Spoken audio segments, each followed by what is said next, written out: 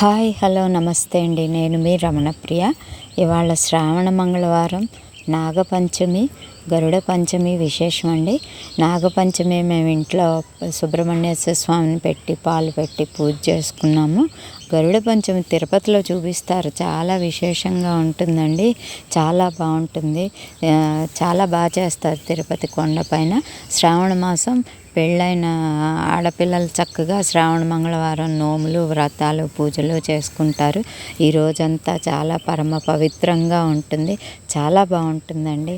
అందరూ పూజ చేసుకునే వాళ్ళు ఉంటారు, పుట్టకెళ్ళి పాలు పోసేవాళ్ళు ఉంటారు, నోములు, వ్రతాలు, తాంబూలాలు ఇచ్చుకుని ఇంట్లో పేరంటం పెట్టుకునే వాళ్ళు ఉంటారు, ఇంటికెళ్ళి తాంబూలాలు ఇచ్చుకుని వచ్చే ఆడపిల్లలు ఉంటారు. చాలా బాగుంటుందండి, కళకళలాడుతూ ఉంటాయి గుళ్ళన్నీను. బాగా చక్కగా సంతోషంగా ఉంటుంది.